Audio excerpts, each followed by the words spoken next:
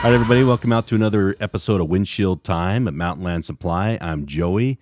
We are a man down today because Brandon is not doing well. He's out sick right now, so we're going to hope for him to convalesce quickly so he can get back with us as soon as possible. But we'll ride a little bit light this time without one of our dudes. I am here with Spencer Shorts, though we did confiscate his microphone so he can't get out of control.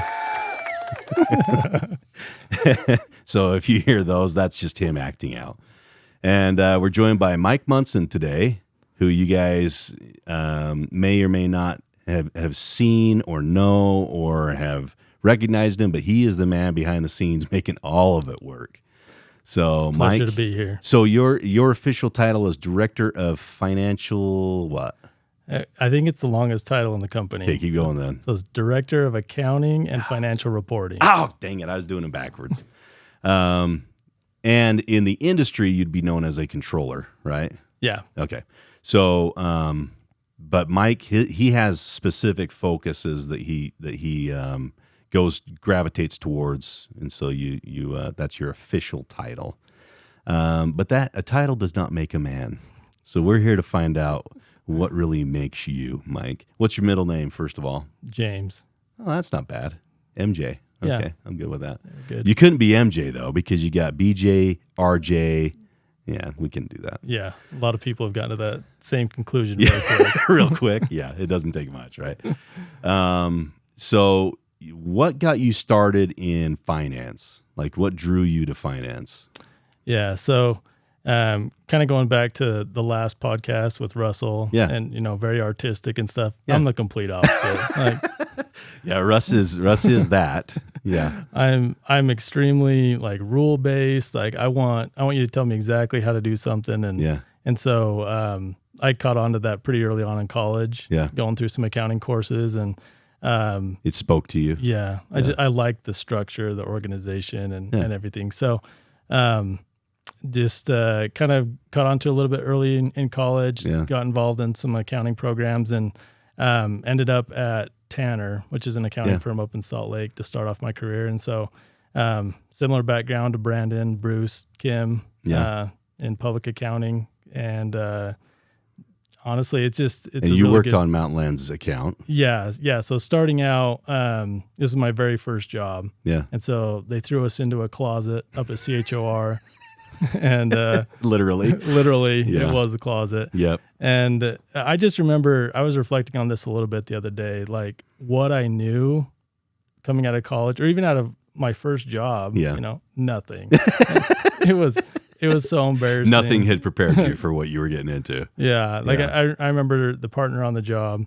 He came over to me and it's my very first day at Mountainland, first day in auditing for this company. Yeah. And he's like, all right, I just need you to run this analysis. Just figure out what this percentage is. And I was like, how do you do that? Give me more. And it was like the most basic calculation. Yeah. So it's cool to see how far I guess I've progressed in that time. But started, out Mountainland on my first job, got introduced to Brandon and Kim. And actually worked on the job for 3 years. Yeah. That was a long one. Yeah. It was good. And that was back before ESOP, before the consolidation and everything. So, worked on all 4 companies. Yep. And that nightmare that was. Yeah. Mm-hmm. So I got to see the company kind of from an outside perspective. Yep. And then Brandon reached out and said they had an assistant controller position open up, and I jumped all over it to join the team. So prior to all that, you're from a small town in Utah, right? Yeah. Escalante. Do you say Escalante or Escalante? Yeah. So here's a cheat sheet. Yeah. This is the way that I say it. I say, if you've been there, then you can say Escalante. Okay. If you haven't, then you say Escalante. Okay. All right. If you want to makes sense, peg yourself as an outsider, you say Escalante. So, yeah, you're right. I remember in grade school being taught Father Escalante. Yeah. And Father Dominguez. Like it's Dominguez. Like I can't believe that I was taught like that way of saying it. It was so, I don't know, so backward. But you ended up going to school in where? In Cedar City. At Okay, SUU. so you went to SUU. Yeah. Okay. And then were you recruited right out of there by Tanner? Yeah, so they have like an accounting club at SUU. It's a really good program. Accounting club. I know. Just like a bunch of super cool people throwing footballs Nerd around. alert. Okay. And Tanner was one of the firms that would come down and like do presentations for the club. And so you basically had an offer before you ever left school. Yeah, they were grooming you. Yeah. Yeah. Okay. Yeah, basically. All right, that makes sense.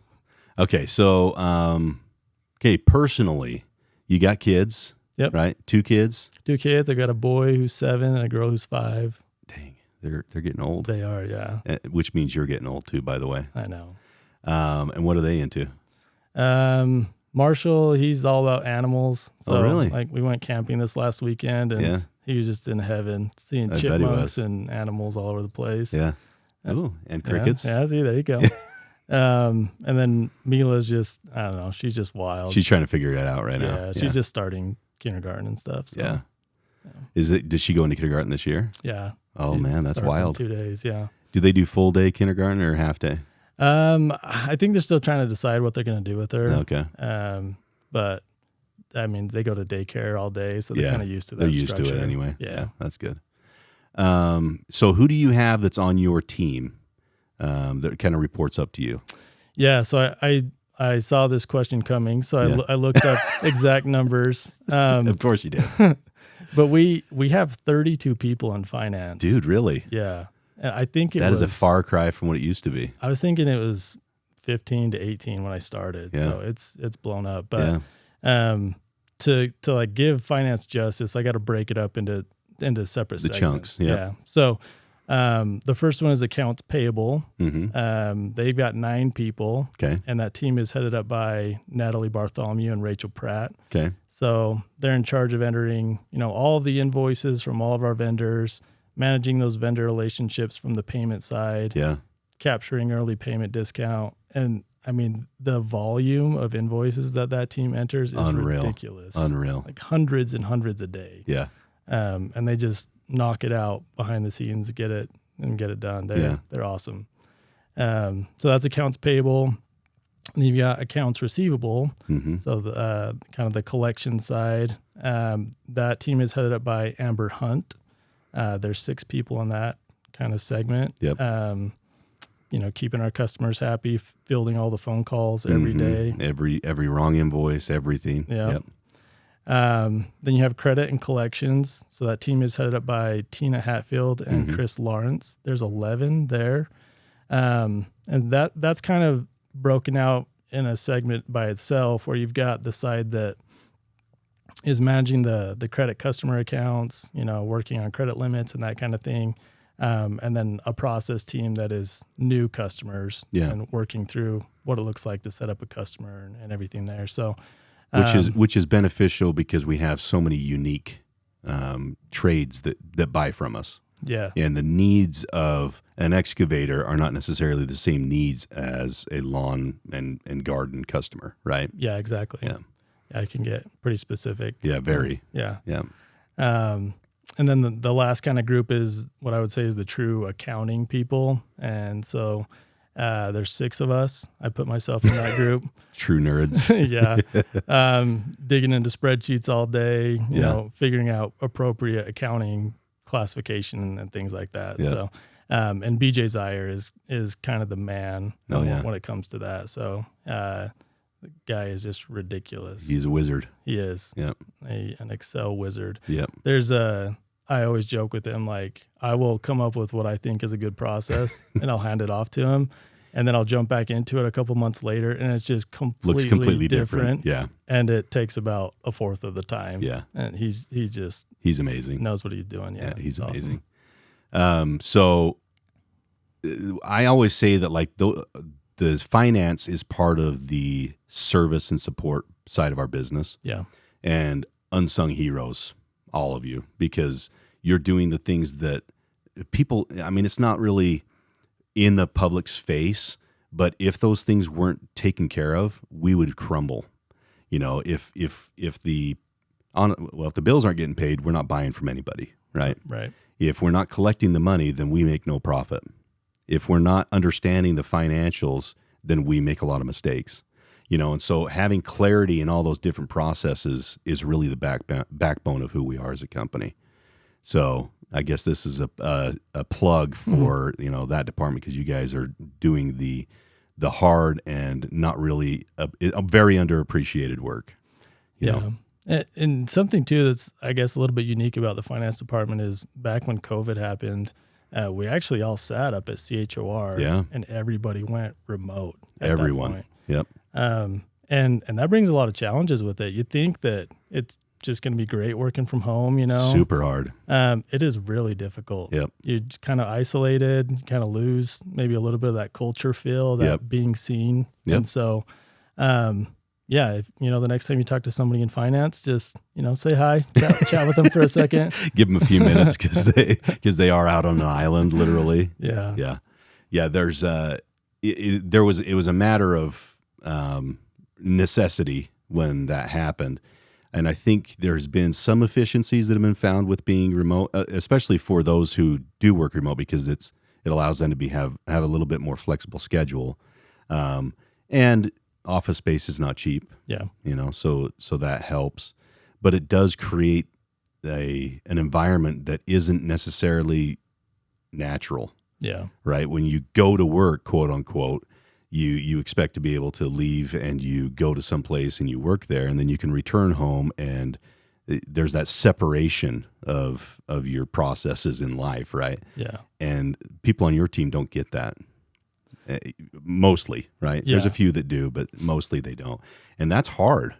You know, occasionally I will work from my home office, and that brings along a lot of challenges, you know. Isolation being just one of them. Oh yeah. You know, but when you don't separate work from home, that can be very, very hard. Yeah. You know? Yeah, I think to their credit, they're doing amazing. Oh yeah. Right? Think about all the growth that we've had as a company, and they've been able to stay on top of it. Yeah. So they've gotten very good at, you know, kind of drawing those boundaries, right? Like having a morning routine to get yourself ready for work, then step into your office, right? Yeah, exactly. Like literally step in.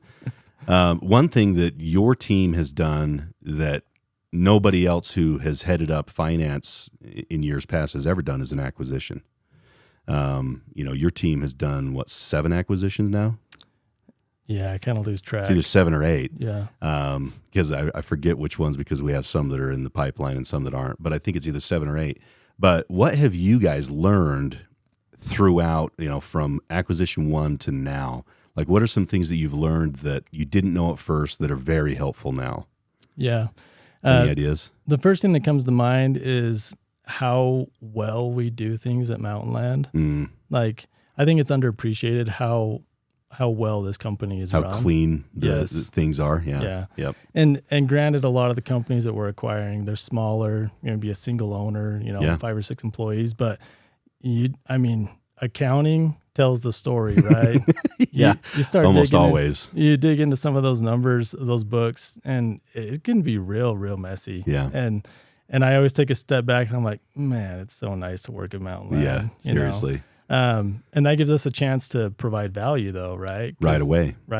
Yep. We can start cleaning that up. And so I think from an accounting standpoint, that's the biggest thing that sticks out. Yeah.